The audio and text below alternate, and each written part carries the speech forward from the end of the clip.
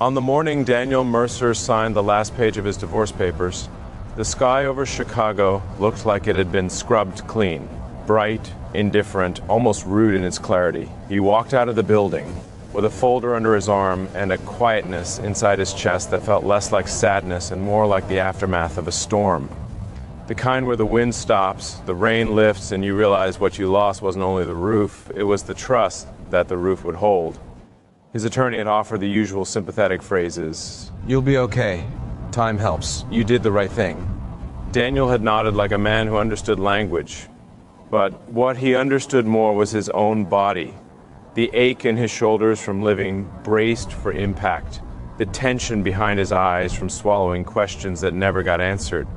The exhaustion of loving someone who treated clarity like a threat. Outside, his phone buzzed with a notification he didn't read. He had learned over the last year that you could receive 100 messages and still be alone. He got into his car, stared at the steering wheel for a long moment, and said out loud to no one, "I'm done running at anything that doesn't run toward me." It wasn't dramatic. It wasn't the kind of vow you put on a vision board. It was quiet. And because it was quiet, it stuck. That was the first promise. The second promise came later, in the apartment he moved into after he left the house they'd shared. A two-bedroom on the third floor that smelled faintly like paint and new beginnings. He set up a couch, a small table, a lamp. He hung 2 framed photos, one of a mountain range he'd once hiked alone and one of his grandmother who'd raised, on the idea that a man's word should feel like shelter. On his first night there, he sat on the floor because the furniture delivery had been delayed, ate takeout with a plastic fork, and stared at the blank wall as if it might tell him what came next. He didn't cry. Not because he couldn't, because he didn't have the energy. And in that stillness, he realized something that startled him. He wasn't afraid of being alone. He was afraid of the version of himself he became when he stayed somewhere that made him feel alone. That was the second promise. He wrote it down on a yellow sticky note and placed it on the inside of a kitchen cabinet where no one would see it unless they were looking for a mug. Never confuse being wanted with being chosen. Never trade your peace for someone's uncertainty. Never mistake intensity for intimacy. It became his private constitution. For a while, that was enough. Daniel was 37, tall in that way that came from long legs and slightly slouched posture, like he'd spent years trying not to take up too much space in rooms where he was constantly misunderstood. His hair, once dark, had begun to show threads of silver at the temples. His face carried the calm seriousness of someone who'd learned what happens when you ignore the early signs. He worked in urban planning, one of those jobs you don't hear about in movies, but the kind that quietly shapes the lives of people who never know your name. He believed in blueprints, in foundations, in systems that held. Maybe that was why his marriage had felt like a betrayal of everything he understood, a structure that looked solid from the outside, but creaked under the weight of unspoken truths. After the divorce, friends tried to pull him back into the social world like a man returning from war. Weekend dinners, group outings, casual apps that promised connection but delivered confusion. He went to a few dates, smiled, asked questions, paid for drinks, made jokes, but he could feel it. The old pattern trying to return, the urge to perform stability, to be the man who made people comfortable even when he wasn't. So he stepped back, he stopped chasing. He went to therapy for the first time in his life and sat across from a woman with kind eyes who asked, "What did you learn in that marriage?" He thought about it longer than he expected, then said, "That I can survive a lot." She nodded. "And what else?" He swallowed. "That surviving isn't the same as living." That was the third promise, though he didn't write it down. Instead, he started building a life that belonged to him. He ran in the mornings along the lake when the air was cold enough to sting. He learned how to cook real meals instead of heating whatever was closest. He started reading again, real books, not headlines. He invited his sister and her kids over on Sundays. He bought a plant and kept it alive. He stopped answering texts that made him feel like an option. And slowly, something changed. Not in a dramatic I found myself montage. In small, ordinary ways, the tension behind his eyes softened, his shoulders lowered, he laughed more easily. He began to trust his own instincts again. By the time he met Leah Carter, Daniel had been divorced for almost 2 years. He wasn't bitter, he wasn't cynical, he just didn't have patience for dishonesty, especially the polite kind. He met her on a Thursday night at a fundraiser for a neighborhood housing initiative, an event Daniel attended because he cared about the work, not because he wanted to network or flirt or pretend he enjoyed mingling. The room was full of people holding drinks they didn't want, smiling too widely, speaking too loudly. Daniel stood near a table of brochures, scanning the crowd with the quiet vigilance of someone who used to look for exits. That's when he noticed her. She wasn't doing any of the things people did when they were trying to be seen. She wasn't laughing too hard at someone's joke or positioning herself near the most important person in the room.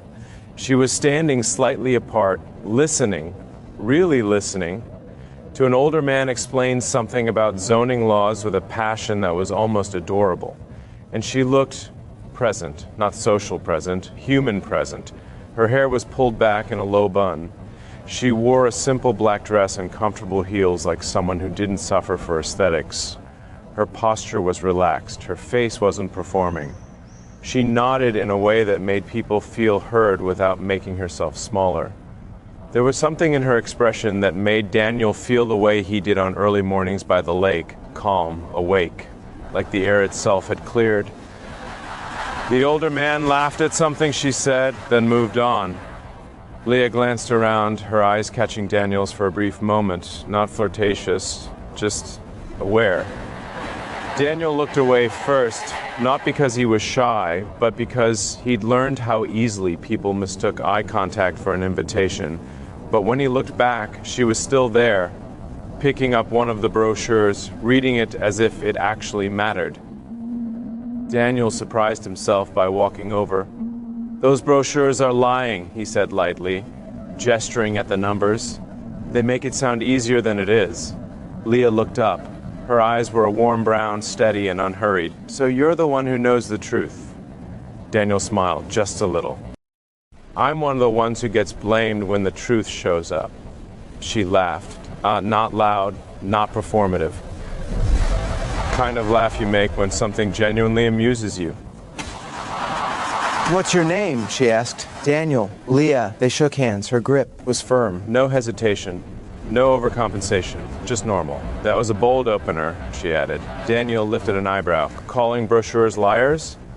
"It's a specific kind of confidence," she said. "I respect it." Something in him shifted, not attraction exactly, though he could admit she was beautiful in a way that didn't ask for attention. It was recognition, the sense that she was someone who spoke in truth more than performance. He found himself asking, "Are you involved in the initiative?" Leah nodded. "Sort of. I'm a trauma therapist. I volunteer with a program that helps families transition after sudden displacement." Daniel blinked. "That's heavy work. It's human work," she corrected gently. "Heavy is when people pretend it isn't happening." Daniel liked that answer more than he expected. They talked for a while about housing, about Chicago, about the way policy decisions affected real lives.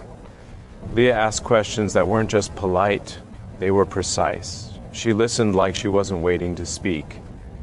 Daniel realized halfway through the conversation that his shoulders had dropped. He hadn't done that around new people in a long time. When the fundraiser ended, Daniel expected the conversation to fade the way these things always did, exchange numbers, promise to keep in touch, disappear into the noise of busy lives. But Leah didn't rush. She glanced at her phone, then back at him. "I have to head out, but would you want to get coffee sometime? Not as a networking thing, as a you seem like a real person thing." Daniel let out a breath that was almost a laugh. "That's the best invitation I've had in years." "Good," she said. "Then say yes." Daniel surprised himself again by saying yes. They exchanged numbers. Leah tucked her phone away, met his eyes, and said, "No pressure, by the way. If you don't want to, you can pretend this never happened." Daniel shook his head. "I don't do pretend anymore." Leah held his gaze for a beat, then nodded once, like she understood something unspoken. "Okay," she said, "then I'll see you soon." He watched her walk away, her steps steady, her posture relaxed. She didn't look back, not because she wasn't interested, but because she didn't need reassurance. Daniel sat in his car afterward with both hands on the steering wheel, staring at nothing, feeling something unfamiliar in his chest. Not butterflies, not anxiety, just quiet possibility. Their first coffee was on Saturday morning at a small place in Logan Square, the kind with mismatched chairs and plants hanging from the ceiling and a barista who looked like he'd never slept. Leah arrived on time. She wasn't dressed to impress. Jeans, a sweater, minimal makeup. She looked like herself. Daniel liked that too. They sat near the window. Outside, people walked dogs and carried groceries, living their lives like nothing could ever break them. Leah sipped her coffee, then looked at Daniel with an expression that was both kind and direct. "So," she said, "tell me something real about you." Daniel blinked. He'd expected small talk, jobs, hobbies, travel. He'd prepared a few safe answers out of habit. But Leah didn't seem interested in safe. He stared at his cup for a moment, then said, "I'm divorced." Leah didn't flinch. "Okay." Daniel exhaled. It was quiet in the end. Not dramatic, just slow erosion. The kind where you wake up one day and realize you've been lonely next to someone for a long time. Leah nodded slowly. "That's common." Daniel looked at her. "Does that make you sad?" Leah's mouth softened. "It makes me careful. There's a difference." Daniel felt the weight of that sentence settle in his chest. He found himself talking more than he intended, not about the details of the divorce, but about what it did to him, how it made him distrust his own judgment, how it taught him patience that looked like maturity but was really fear of conflict, how it made him quiet in ways that weren't peaceful. Leah listened, not with pity, with presence. When he finished, she didn't offer cliches. She didn't say, "Everything happens for a reason." She just said, "That sounds like it hurt." Daniel swallowed. "Yeah." Leah nodded. "Thank you for telling me." Daniel laughed softly, almost embarrassed. "Is that all you have to say?" Leah smiled. "Do you want me to fix it?" Daniel blinked. Leah continued. "Sometimes people talk about pain and the other person tries to rush them to the finish line. I don't want to rush you. I just want to witness you." Daniel stared at her for a long moment. Something in his chest loosened, like a knot he didn't realize he'd been carrying. He cleared his throat. "Okay." Leah's gaze stayed steady. "Also," she added with a hint of humor, "I'm not scared of your past. I'm only interested in whether you've learned from it." Daniel felt himself smile. "I have." "Good," she said, "because I don't do emotional laziness." Daniel chuckled. "Neither do I." And just like that, without fireworks, without flirtation games, something began. Not a relationship yet, a knowing. Over the next few months, they saw each other in a way that felt shockingly simple. They went to dinner. They walked along the lake. They went to a museum and spent too long in front of a painting because Leah said, "It feels like someone trying to be brave quietly," and Daniel realized that was how he'd been living. They talked a lot, but not in the exhausting tell me everything way, in the grounded tell me what matters way. Daniel noticed things, like how Leah never used silence as punishment, how she didn't disappear emotionally when she was stressed, how she could disagree without making it a war. Leah noticed things too, like how Daniel remembered small details. The name of her favorite author, the way she took her coffee, the fact that she always tucked her hair behind her ear when she was thinking. One night after dinner at Leah's apartment, she leaned against her kitchen counter while Daniel washed dishes because he insisted, and she said, "You're the first man I've dated who doesn't treat care like a transaction." Daniel looked over his shoulder. "What do you mean?" Leah shrugged. "A lot of people do something nice and then wait for you to owe them. You do nice things like it's just who you are." Daniel turned off the water, dried his hands, and said quietly, "That's because I don't want love that feels like a debt." Leah studied him for a long moment, then nodded once, like she was filing that away. The truth was, Daniel was falling for her. Not in the reckless, head-first way he used to.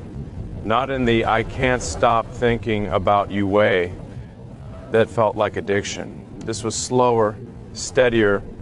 It felt like trust building in real time. And that scared him, not because he didn't want it, but because he knew how much he had to lose if it broke. He didn't say that, not yet, because Daniel's old habit was to protect love by keeping parts of himself hidden until he was sure. But Leah had a way of making hidden things feel unnecessary. She didn't demand, she didn't pry, she simply stayed present, and his guardedness started to feel like an old coat he didn't need anymore. Still, there was one thing Daniel couldn't shake, the awareness that he was holding something, not a secret exactly, a truth that was beginning to press against his ribs like it needed room. It hit him one evening in late October when they were at a small jazz bar on the north side. Leah sat across from him in a booth, her fingers wrapped around a glass of wine. The music was soft, the room dim. She looked relaxed, her eyes half-lidded as she listened. Daniel watched her without thinking. Then Leah glanced up, caught him staring and smirked. What? Daniel blinked. Nothing. Leah leaned forward slightly. That's not true. Daniel hesitated. In the past, this would have been the moment he made a joke, dodged, redirected. But Leah's gaze made dodging feel childish. He swallowed. I was just noticing you. Leah's expression softened. Noticing what? Daniel stared at the table. Then quietly, that I feel safe around you. The words surprised him as soon as he said them. Leah didn't speak for a moment. The music filled the space, a slow saxophone line curling through the air like smoke. Then Leah said softly, "That's not a small thing." Daniel looked at her. "I know." Leah's eyes held his. "Do you know why you feel safe?" Daniel hesitated. "Because you don't disappear." Leah nodded as if she'd expected that answer. "I don't disappear," she agreed, "and neither do you." Daniel felt something tighten in his chest. Leah continued, "You show up. Even when it's uncomfortable, you're consistent. It's rare." Daniel's throat went dry. He wanted to say it then. "I'm falling in love with you." He wanted to put it on the table of something honest and unpolished and true. But the old fear flared. Fear of saying something too soon. Fear of making it heavy. Fear of repeating the past, so he stayed quiet. He smiled instead and said something safe. And Leah didn't call him out, but Daniel saw it, a flicker of knowing in her eyes. Like she felt the thing he didn't say. That night, after he dropped her off, Daniel sat in his car outside his apartment building, engine off, hands resting on the steering wheel. He stared straight ahead and admitted to himself what he couldn't avoid anymore. He wasn't scared of love. He was scared of saying love out loud and having it misunderstood. He thought about the way his ex-wife used to respond when he tried to talk about feelings, how she'd get defensive, how she'd minimize, how she'd make his vulnerability feel like a burden. He thought about how, in that marriage, he'd learned to protect himself by shrinking. He didn't want to shrink with Leah, but he also didn't want to rush.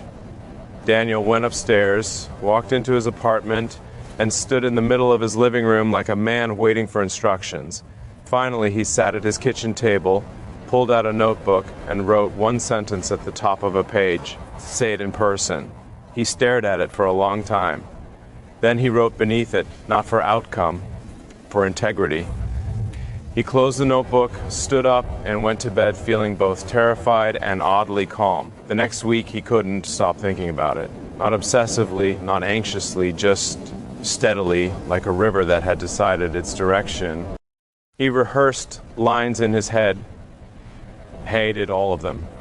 He didn't want it to sound like a speech. He didn't want it to sound like pressure. He didn't want to ask Leah for something she wasn't ready to give, but he also didn't want to keep carrying this truth alone, letting it shape how he looked at her without ever naming it. On Wednesday, Leah called him after work. "You okay?" she asked. Daniel paused. Yeah. Why? You've been quieter, Leah said. Not accusing, observant. Daniel swallowed. "I've been thinking," Leah hummed softly. "About what?" Daniel's heart thudded. In his head, he heard his own promise, "Say it in person." So he said, "Can we talk in person this weekend?" There was a beat of silence. Then Leah said gently, "Yes, of course." Daniel exhaled. "Friday?" Leah laughed softly. Daniel, you sound like you're scheduling a board meeting. He smiled, grateful for her lightness. I just want time, not rushed. Leah's voice softened. Okay, Friday. My place? Daniel hesitated.